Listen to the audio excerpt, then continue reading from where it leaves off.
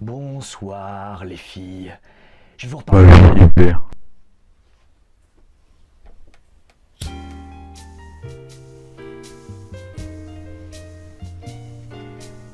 Bonsoir messieurs. Ou rebonsoir si vous débarquez de la vidéo de ce tocard qu'on va appeler Monsieur M. Je me suis infligé de nouveau cette horreur auditive et visuelle, sauf que cette fois-ci, ça durait, tenez-vous bien, 1h20. C'était compliqué, je ne vous le cache pas. Alors en préambule, je vais m'adresser aux petits merdeux qui se sont initiés dans le buzz alors qu'ils n'étaient pas invités. Alors, vous savez, j'aimerais bien me tromper sur les gens des fois. Il y a un certain Monsieur Z, on va l'appeler comme ça, hein, parce que là on a toute une fine équipe, c'est les réservoirs fin fond de la bise des chiottes dogs. Ah vraiment la fine équipe. Donc Monsieur Z, j'étais déjà tombé une fois sur ses critiques, et j'avais trouvé ça vraiment très très bas de plafond. C'était vraiment, oui moi j'ai bien aimé, parce que voilà, non moi j'ai pas aimé, aucune argumentation, rien, on retire rien à la fin de ses vidéos, mais je me suis dit pourquoi pas, mais j'ai vu qu'il utilisait vraiment tous les codes putaclic qui sont en vogue depuis 2 ans. Et bon voilà, je me suis très très vite barré. Et puis là, qu'est-ce que je vois? Que monsieur n'avait rien trouvé de mieux pour faire un petit peu de buzz que de montrer sa gueule. Genre, regardez, voilà mon visage. Oh, mais tu sais quoi, la prochaine, montre ton cul. Là, tu vas l'avoir le million de vues. Hein, sinon, tu fais un autre top 5 pathétique, un fin fond de la bise des chiottes de YouTube, comme il y en a plein. Mais tu vois, ce que tu as laissé sur Twitter, en plus de ton petit caméo de merde, ça flaire la jalousie. Et en plus, j'ai l'impression que t'es plus vieux que moi. Au fait, j'ai 33 ans, hein, monsieur M, pas 34. Merci de ne pas me vieillir. Je suis encore jeune. Enfin, du moins, je l'espère. Mais enfin, à ton âge, c'est pitoyable. C'est genre vraiment coucou, au fait, je suis là. Ouais, je suis dans le buzz, regardez. Je vais me mettre contre cet enfoiré de DG. Tout ça pourquoi? Parce que t'as la haine de faire moins de vues que moi sur la vidéo Dark Fate, alors que tu fais que ça de ton fonds de commerce. Eh ouais. Ah, peut-être parce que tu n'es pas très bon face cam, que tu n'as pas beaucoup d'arguments. Alors, quant à l'autre, là, Monsieur R, bon, lui, il a l'air complètement teubé, alors je vais pas être méchant. Je suis tombé aussi une fois sur ses vidéos. Vous voyez, moi, je vous ai pas attaqué comme ça, là, j'ai pas envie de m'abaisser à ça. Bon, bah, lui, c'est pareil, niveau 0. Je vais pas être méchant. En fait, j'ai rien à dire, bon, t'as voulu sucer le buzz, mais alors, ce qui est ironique avec vous deux, c'est que Monsieur M avait fait une vidéo pour vous défoncer, et maintenant, vous venez faire du feat dans sa vidéo, tu sais, genre putain on a besoin de vues quand même, tu nous as bien défoncé, on se l'est pris bien profondément. Non mais là les mecs c'est la double peine, vous allez souffrir 2 fois. Écoutez c'est pas grave, vous voulez vous vendre, vous voulez vous soumettre à ça parce qu'en fait vous êtes prêt à tout pour faire des vues, c'est entre votre honneur, votre conscience et vous. Toi ton fonds de commerce, c'est d'attaquer les gens gratuitement pour faire ton petit buzz. Tu es un cancer de YouTube, tu fais partie de tout ce qui cancérise ce milieu depuis des années. Et je crois que tu t'en rends même pas compte. Parce que toi, tu es un espèce de petit snobinard, tu sais, qui dit moi, c'est Godard, moi, c'est Pasolini, moi, c'est un documentaire sur la pornographie dans mon top 50. Mais franchement, je suis désolé, mais tu me fais vraiment penser au sketch des inconnus. C'est tout à fait bouleversifiant. Tu es une caricature du snob.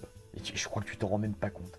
Tu fais du name dropping sans jamais pouvoir défendre ce que tu prétends aimer en termes d'objets filmiques. Est-ce que tu t'en rends compte, bordel de merde? Tu ne sais pas le faire. Donc bref, je voulais revenir sur ce que tu as dit sur la nana. Là. Alors j'ai dit le nom là, qui est en ce moment avec le truc MeToo là, qui est passé chez Plenel. Excuse-moi, j'ai oublié le nom de l'actrice, je m'en fous complètement. Mais tu la compares à Schwarzenegger. Mais ça aussi, c'est d'une malhonnêteté intellectuelle absolue. T'es en train de me dire que cette nana, elle est aussi connue que l'était à son époque Schwarzenegger. Mais non, mais redescends. C'est terrible, là, encore une fois, pour un mec qui se prétend philosophe. Alors, je vais te dire encore un dernier truc. Et actuellement, tu sais, je pourrais te mettre 2 strikes dans la gueule. Là, tu sais, hier, j'ai un petit coup de sang, je me suis dit, ah putain, je pourrais le faire tomber. Mais tu sais, en fait, c'est trop facile. C'est trop facile. Je veux que tes réponses, elles restent. Cela dit, moi, il faut que tu comprennes que ça, à la base, je t'ai répondu, je me suis dit, ça sera bon pour le business. Et si ça peut amener un nouveau public, s'ils sont assez ouverts d'esprit, pourquoi pas? Là, tu vois, c'est pour ça que là, maintenant, je me calme un petit peu. Mais ça me fout mal à l'aise de me voir à côté de toi parce que vraiment, t'en vois pas du rêve. Je veux pas être méchant en disant ça, mais fais du sport, remets-toi un peu en question. Je dis pas méchamment, remets-toi en question. Tu ne présentes pas bien et tu es d'une suffisance, d'un mépris absolu. Et c'est pas pour rien que j'ai pris le mépris, tu vois, comme exemple. Je voulais que tu analyses ça parce qu'en fait c'était une belle métaphore de ce que tu as fait. Tu es quelqu'un de profondément méprisant qui n'est même pas capable de défendre ce film-là de un de ses soi-disant réalisateurs préférés sous prétexte que « Ah mais toi t'as la solution, c'est pas juste, au secours, j'ai trop peur ». Mais encore une fois, je ne t'aurais pas jugé là-dessus, j'aurais bien aimé que tu m'envoies un peu de rêve. Là tu m'as offert quoi? Bah rien. Je veux pas être méchant, mais vraiment, encore une fois, Lars von Trier, tu commentes le scénario, tu commentes pas l'objet filmique, et à la fin sur Keshish, c'est pareil, tu commentes les dialogues, les problèmes sociétaux, etc. C'est abyssal, voilà. Et en plus de ça, tu le fais avec une manière. Mais tu sais, tout le monde s'endormait. J'ai maté en live dans ta vidéo, tout le monde s'endormait. Mais faut y mettre le ton, l'intonation, travail, ta présentation, elle est chiante, putain, on s'emmerde. Et tu vois, tu me dis, ouais, mais toi, tu fais pas de jump cut, du coup, on s'emmerde et ça t'aiderait à pas raconter de conneries. Mais tu vois, c'est dramatique parce que en préparant pas, tu te rends compte que toi, t'as fait une belle connerie sur le CNC alors que toi, t'as préparé ton truc.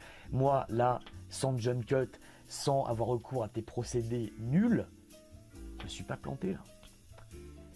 C'est dommage pour toi.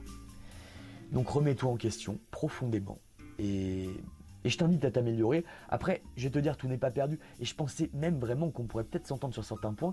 Et je voulais que ça amène peut-être un peu plus haut. Et je me suis dit, peut-être qu'à la fin, tu vois, si on met un peu plus le niveau vers le haut, on pourrait arriver au 1 million de vues, on sait jamais. Mais là, tu vois, sur les 1h20, c'est quasiment que des attaques avec des bouts d'extraits qui sont horriblement mensongers. Parce que là, vraiment, tu détournes mes propos. La séquence de Whiplash est un scandale complet. Quand les gens vont voir l'analyse entière, mais tu vas passer pour un guignol. Il n'y a aucun moment où toi, je t'ai vu produire une analyse de découpage de la sorte parce que tu n'y connais rien. Moi, tu vois, j'ai pas besoin à chaque fois de dire voilà, tu sais, quand je parle d'un film, voilà le découpage machin. Non, j'en parle rapidement et après, quand on m'a demandé qu'est-ce que j'entendais par là, je le montre, mais je vais pas le montrer à chaque fois, ça prend du temps et surtout, je prends le risque de me faire striker par YouTube parce que tu sais, les images. Quand j'ai fait Phantom of the Paradise, la vidéo elle a été strikée parce qu'on entendait les musiques du film. Et pourtant, je filmais ma télé. Donc maintenant, je fais très très attention à tout ça. Cela dit, il faudra que j'essaie la méthode de Lucas en étant sur un logiciel de montage, ça passera peut-être mieux. Bref, écoute, je vais pas t'en mettre plus dans la gueule. Je veux vraiment rester soft avec toi. Tu ne m'as rien envoyé sur les 1h20. J'ai fait l'effort. Y a un truc qui m'a fait marrer, c'est le mec qui a fait un montage sur ma gueule. Tu vois, ça m'a fait marrer. Si jamais tu réponds, je veux que tu n'utilises aucun extrait. Voilà, je ne veux plus être associé à toi visuellement. Il y a un truc qui va pas, tu vois, il y a un truc qui va pas passer.